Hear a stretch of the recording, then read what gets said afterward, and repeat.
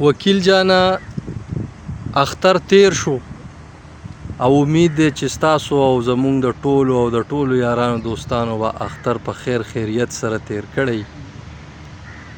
وکیل جانا اختر هر څوک کوي که نه، خو ما وی چې لږ د اختر د مطلب څه دی، معنی څه ده، د څه علامت دی اختر.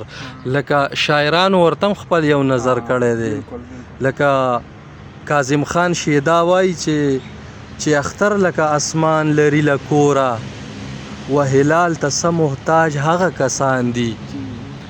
نو دا اختر چې تیر شو، دا مونږ پښتنو چې کوم اختر وکړو، نو آیا ته دا ګڼې چې دا اختر دې ته وایي او اسې اختر په کار څنګه دی او مونږ پکې څه کوو؟ په دې لږه رڼا واچوئ.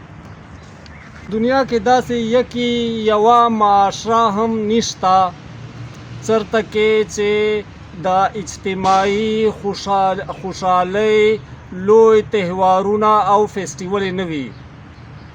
د دنیا په ګوټ کې او په ټوله دنیا کې هر چېرته کې چې انساني معاشرې دي، په ټولو انساني معاشرو کې د خوشحالۍ تهوارونو ته مقدس حیثیت حاصل دی. او دا اختر په معنا باندې صرف هغه یو کس پوهېدلی شي څوک چې انسانانو سره ډېره زیاته مینه لري او بیا په خصوصي کچه باندې چې دی له عامو انسانانو سره بې کچه مینه لري. ځکه چې اختر هغه وخت دی چې په دې کې تاسو مونږ خپلې ذاتي انفرادي او شخصي مفادات یو اړخ ته کېږدو او اجتماعي مفاد مونږ نه یو ولس جوړ کړي. یعنی اختر مونږ ته دا پیغام راکوي چې د معاشرې اجتماعي خوشحالي بالکل امکان لري. خوشحالي د انساني معاشرې مشترک مفاد دی او د یوې انساني معاشرې مشترک مفاد او مرام بالکل کېدلی شي او هغه خوشحالي ده. نو را به شو چې یاره اوس دا خوشحالي چې په ټوله دنیا کې په هره معاشره کې او زمونږ په پښتنو معاشره کې هم داسې ده چې دې ته دومره زیات اهم حیثیت حاصل دی او هر څوک لکه خوشحالي پسې منډې ترړې وهي. او دا نو شاعران مثال څه وایي دی په باره کې که نه، نو شاعران هم بالکل دغسې وایي چې ګوره خوشحالي چې دا په دې دنیا کې تاسو او مونږ چې کومه دی دا مو مشترک مرام دی. په دې دنیا کې ځان ته مونږ یو قسم کوشش مو وي که نه چې جنت راته جوړ کړو که نه، خوشحالي مطلب مو وي. نو شاعران هم وایي چې بالکل دا تاسو موږ چې څومره لګیا یو، څومره محنتونه او کوششونه کوو، مقصد او مرام مو دا وي چې یاره موږ په خپل ژوند کې خوشحالي څنګه راولو. اوس دا خوشحالي چې په هرې معاشرې کې ورله دومره مقدس مقام حاصل دی، نو دا څنګه راتلی شي انساني ژوند کې؟ د دې جواب هم زموږ د دې خطې شاعران او ادبي روایت بالکل ورکوي.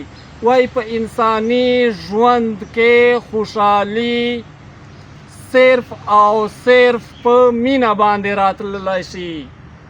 بې عشقه، بې مینې، بغیر د محبت په انساني ټولنه کې، په انساني ژوند کې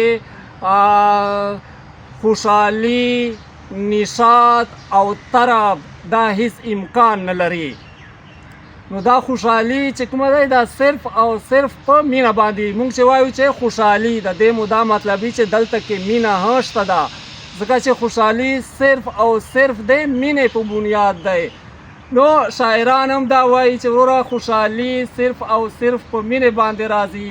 دا تاسو مونږ که هسې په اختر باندې وریجې وخورو او بس دا روغبړې سره ورکړو او په زړونو کې پښتانه مثال پیژنو یې که نه. پښتون مطلب څه ده؟ د یو بل خپې وهل او بغض او کینه دا په زړونو کې لرو او بس هسې په دروغ باندې چې او تا دې هم مبارک شي او ما دې هم مبارک شي که نه. ظاهره خبره ده چې خوشحاله خو نه یو سره. نو د دې شعر ته اوس تاسو وګورئ که نه چې ګوره صرف او صرف په مینې په بنیاد باندې خوشحالۍ ده چې اختر لکه اسمان لري له کوره. ګوره د لفظ اختر نه شاعر څلور معناوې راوباسي، څلور معناوې ترې راوباسي. اختر نه یوه معنا دا ستوری راوباسي، دویمه معنا دی چې دی قسمت بخت دا ترې راباسي، درېیمه معنا دی څه ترې راباسي هلال، هلال معنا ترې راوباسي، او څلورمه معنا دا څه ترې راوباسي، څلورمه معنا دی عید، اختر عید دا ترې راوباسي. نو چې اختر لکه اسمان لري له کوره. ګوره اوس دا څومره چې فلکي اجسام دي، څومره دا اخترونه دي، ستارې دي او نور فلکي اجسام دي، د دوی کور چرته کې دی اسمان کې دی، دوی چرته کې اوسېږي اسمان کې اوسېږي. او ګوره په شاعران هم ګوره د هلال تشبیه راوړي که نه محبوبانو دپاره، معشوقو دپاره. نو هغه کسان چې لکه اسمان په شان ته خپل هلال دی په کور کې لري، چې خپل محبوب دی په کور کې لري، د هغه هر وخت شب و روز اختر اختر دی، ټول عمر په اختر کې تېروي، هغه ته وروره هیڅ حاجت نشته چې دا خوشحالي کولو دپاره اول کور نه بهر وځي او اسمان کې سپوږمۍ ته ګوري او بیا د خوشحالي مناووي که نه. د هغه اختر وروره په کور کې هر وخت اختر اختر دی. او نو نور شاعرانو هم بالکل دا کیسه کړې ده چې وروره کوم کس چې په وصل کې ده او کوم کس چې کومه دی په مینه او محبت کې دی، بس دا لکه کامیاب او خوشحاله سړی دی او مبارک شه. د حمید بابا نه به مثال یو غزل راوړو که نه چې ګوره حمید بابا د هجر د موضوع نه، یعنی شاعر په هجر کې دا نو اختر بیانوي دی چې ګوره یو هغه کس چې د په ژوند کې مینه او محبت نشته دا نو هغه اختر ته څنګه ګوري که نه.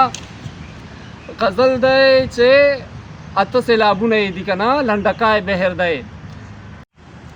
چاته عید مبارک باد کړم، چاته وګورم زړه خات کړم، هغه یار اشنا مې نشته چې پرې حق د یار اثبات کړم. دا فلک هسې نامراد شه لکه زه چې یې نامراد کړم. خادینه راځي په یاد کې زناخات چې یې په یاد کړم. بدنصیب لنیز د یاره سرنګ لرې په هیواد کړم. په مثال د ویر ژړلي شب و روز ژړم فریاد کړم. لکه ګرد د باد له مخه فریاد هسې برباد کړم. هیڅ ټیکاو مې چرته نشي که غره ته اعتماد کړم. له دې خپلې بادې برخې چاته ژاړم په چادات کړم. چې په ما دي هم له ما دي پرې ناحق د بل عادات کړم. چې د دور په یارانو اعتبار او اعتقاد کړم. زه حمید واړه په خپل ځان باندې فساد کړم.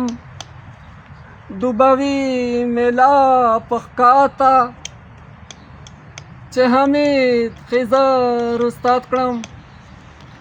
ډېر الله ډېر